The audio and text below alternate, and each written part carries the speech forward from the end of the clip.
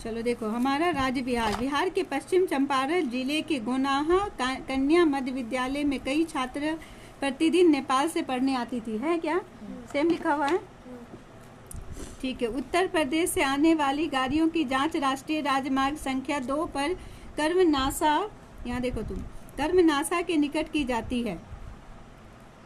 बंगाल बंद के कारण पूर्व से पटना आने वाली ट्रेनें लेट हो जाती है। झारखंड में राष्ट्रीय मार्ग संख्या 33 में दरार पड़ने से राजू की दादी जी आज पटना नहीं पहुंच सके। गुरुजी ने बच्चों के सामने कुछ, चलो अब लिखो बुक से, बुक निकालो मधुबार की। गुरुजी ने बच्चों के सामने कुछ सवाल रखे और कहा, सोचकर बताइए ऐसा क्यों होता है। अच्छे राइटिंग से लिखना। उन्होंने पुनः कहा, अब आइए जरा भारत के इस नक्शे में अपने प्रदेश बिहार को ढूंढे। यहाँ पर बिहार है, ठीक है। यह पूर्वी भारत का एक महत्वपूर्ण राज्य है जो पूरब से पश्चिम तक 483 किलोमीटर लंबाई तथा उत्तर से दक्षिण तक 345 किलोमीटर चौड़ा है। भारत में बिहार के अवस्थित दिया हुआ है। हम अक्सर अपने आसपास के घरों में खेलने या किसी काम से आते जाते हैं। ऐसे घर हमारे पड़ोसी कहलाते हैं, है ना। आसपास में जो घर होते हैं वो क्या होता है, हमारा पड़ोसी होता है। तो बिहार के भी पड़ोसी कुछ जगह होंगे। ठीक इसी तरह राज्यों से सटे दूसरे राज्यों भी होते हैं जो पड़ोसी राज्य कहलाते हैं। क्या कहलाते हैं वो? पड़ोसी राज्य कहलाते हैं, राज्य कहलाते हैं। जैसे हमारे पड़ोसी एक दूसरे के काम आते या एक दूसरे से प्रभावित होते, ठीक वैसे ही हमारे पड़ोसी राज्य भी एक दूसरे को प्रभावित करते हैं। बिहार के उत्तर दिशा में क्या है? नेपाल है। पूरब में पश्चिम बंगाल, दक्षिण में झारखंड तथा पश्चिम में उत्तर प्रदेश राज्य है। सड़कें और रेल लाइनें अपने राज्य का पड़ोसी राज्य से जोड़ती है। चलो बताओ, हमारे पड़ोसी देश राज्य के, हमारा पड़ोसी राज्य कौन कौन सा है? बिहार का पड़ोसी राज्य कौन कौन सा है? उत्तर में, उत्तर दिशा में नेपाल, पूरब में पश्चिम बंगाल, दक्षिण में झारखंड और पश्चिम में उत्तर प्रदेश। अपने पड़ोसियों के नाम लिखिए। पड़ोसियों के यहाँ की कौन कौन सी क्रियाएं आपको अपने जीवन पर प्रभाव डालती है, सोच कर लिखिए ना। अपने पड़ोसी के, जो तुम्हारे पड़ोसी घर के अगल अगल में है ना, वो पड़ोसी राज्यों की घटनाओं से आपका राज्य कैसे प्रभावित होता है, बताइए। पड़ोसी राज्यों की घटनाओं की की खबरों को अखबारों से काटकर एक स्क्रैप बुक पर तैयार कीजिए और उनका अपने राज्य पर पड़ने वाले प्रभाव लिखिए। प्रशासनिक सीढ़ियाँ। गुरुजी ने बताया, इतने बड़े राज्य को प्रशासनिक सुविधा के लिए 9 प्रमंडलों और 38 जिलों में बांटा गया। कितने प्रमंडल हैं? 9 प्रमंडल है। और कितने जिले हैं? 38 जिले। ये तो पता ही है। एक प्रमंडल में कई जिले होते हैं। जिलों में अनुमंडल होते हैं। इन अनुमंडल में कई प्रखंड होते हैं। ऐसे प्रखंडों की संख्या 534 है। और कितने प्रखंड है? 534। ये प्रखंड कई पंचायतों से मिलकर बने होते हैं। अपने प्रदेश का मानचित्र देखकर अपने जिले की चौहद्दी पता कीजिए।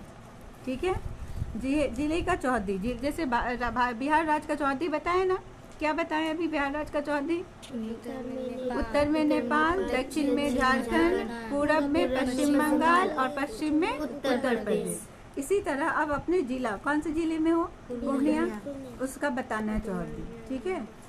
चार्ट पेपर पर वृक्ष चित्र बनाकर अपने जिले का नाम लिखे तथा उसके अंतर्गत आने वाले अनुमंडलों की सूची बनाइए। इस कार्य को शिक्षक के सहयोग से करें। इस तरह से बनाना है, चित्र बना के जिले का नाम लिखिए, है ना। पूरा जिले का नाम लिखना है, 38 जिले का नाम लिखना है। आने वाले अनुमंडल नहीं, जैसे जिला तुम्हारा पूर्णिया है ना, उसके अनुमंडल लिखो, सूची बनाना। आपके रिश्तेदार किन किन जिलों में रहते हैं उसका भी पता कीजिए। जलवायु। बिहार के पूर्व में गर्म और आर्द्र जलवायु और पश्चिम में गर्म एवं शुष्क जलवायु मिलती है। यहाँ की जलवायु मानसूनी है। यहाँ मुख्यतः 3 ऋतु होती है, ग्रीष्म ऋतु, वर्षा ऋतु और शीत ऋतु। गर्मी का मौसम। गुरुजी ने पूछा, कैसे पता चलता है कि गर्मी आ गई? रेशमा बोल उठी, जब हाट बाजारों, घरों, यात्राओं में ककड़ी, खीरा, तरबूज, कुल्फी, लस्सी, शरबत, पंखा, कूलर, घड़े, सुराही की मांग बढ़ जाए तो समझिए कि गर्मी का मौसम आ गया। होली के बाद से ही गर्मी पड़नी शुरू हो जाती है, तो जून तक पड़ती है। इस दौरान धूल भरी तेज हवाएं, आंधियां चलती है जिसे लू कहते हैं। कभी कभी हल्की वर्षा भी हो जाती है। औसत तापमान 30 डिग्री सेंटीग्रेड रहता है। अभी तो बहुत ज़्यादा हो गया है ना, 45 चला जाता है। जबकि गर्मी में तापमान अच्छा यहाँ दिया औसत तापमान 30 डिग्री और गर्मी में तापमान 40 डिग्री सेंटीग्रेड से अधिक हो जाता है। सच में अभी हो ही रही है।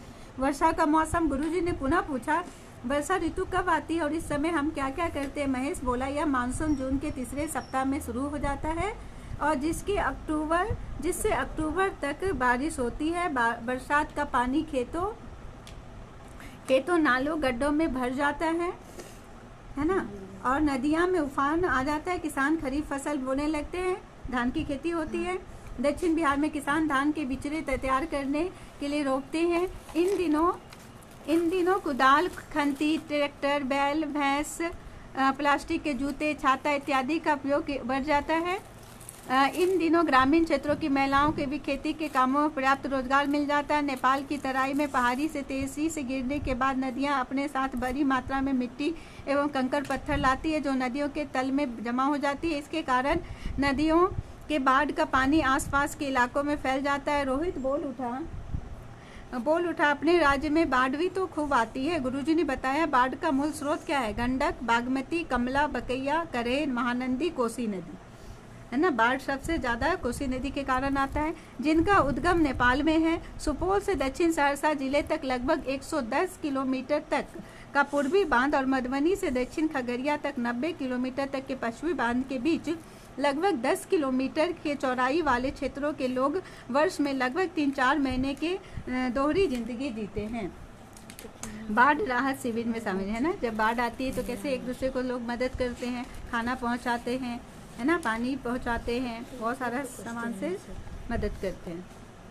गुरुजी बोले, पिछले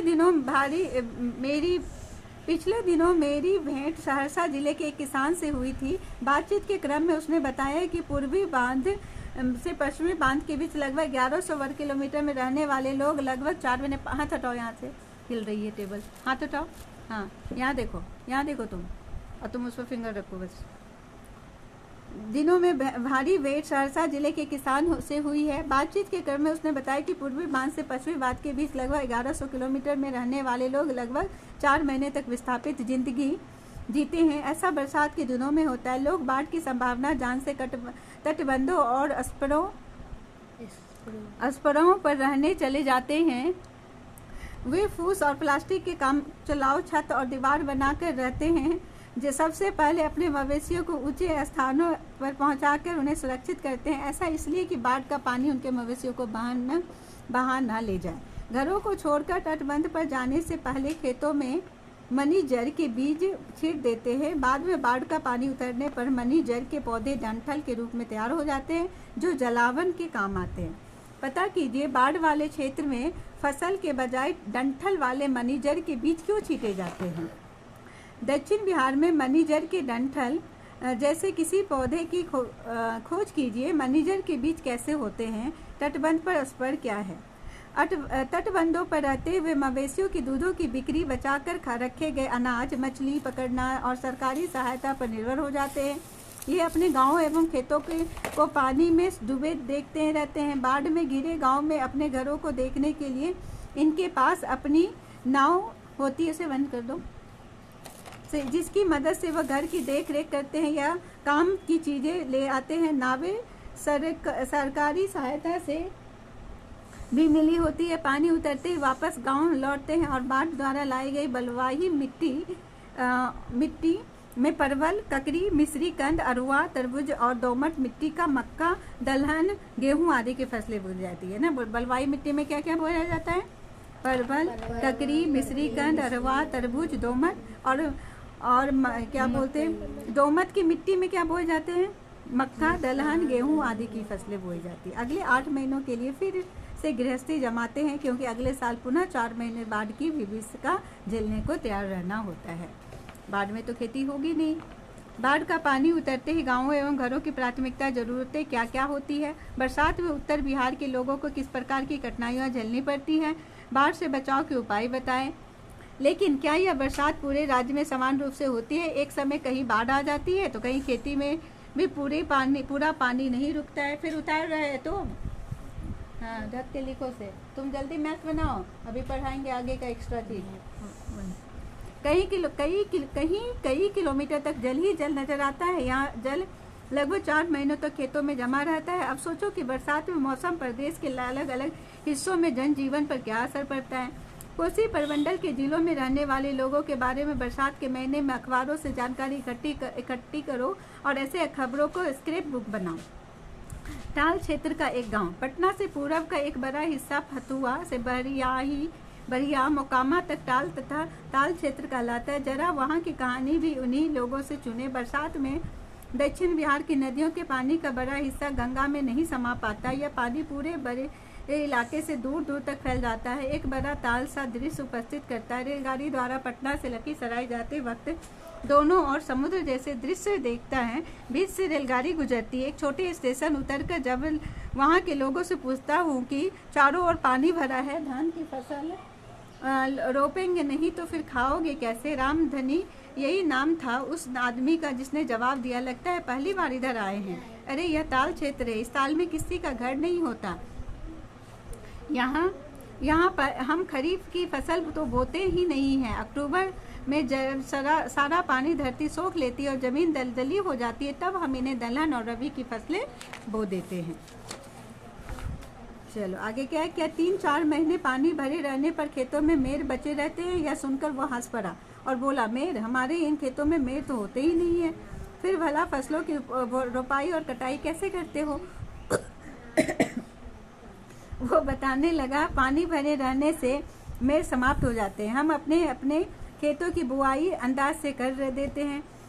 इनमें चना, मसूर, सरसों, तीसी एवं गेहूं होता है। फसल तैयार होने पर अपने जमीन के कागजात में अंकित लंबाई चौड़ाई को देखकर फसल काट लेते हैं, है ना, कि कितना लंबा चौड़ा मेरा खेत है, उसको नाप के फिर जहाँ तक में हुआ है अनाज तो वो मेरा हो गया, तो उसके इस अकॉर्डिंग काटते हैं। जबकि क्या करना चाहिए? बाउंड्री करना चाहिए, है ना। जो हमारा खेत है उसके चारों ओर क्या होनी चाहिए? बाउंड्री होनी चाहिए। जमीन पर कागज अंकित लंबाई सभी ऐसा ही काम करते हैं। मिट्टी दलदली होने के कारण रबी की जबरदस्त फसल होती है। उसने यह भी बताया कि इधर दाल छाटने वाले कई मिलें भी हैं। पशुओं के लिए पर्याप्त भूसा होता है। यह दुधारू पशुओं के लिए लाभदायक होता है। क्या कोई इलाका सब्जियों के उत्पादन के अनुकूल है? हाँ, पटना के निकट दियारा जल्ला क्षेत्र। पता कीजिए कि ऐसा क्यों होता है। कल्पना कीजिए कि प्रांत के अन्य हिस्सों के खेतों से मेर हटा दिए जाए तो क्या हो। वैसे वस्तुओं की सूची बनाई जो हमें ठंड से बचाती है। दुर्गा पूजा से सरस्वती पूजा के बीच के महीने को लिखें। इस बीच और कौन कौन से त्योहार मनाए जाते हैं उनकी सूची भी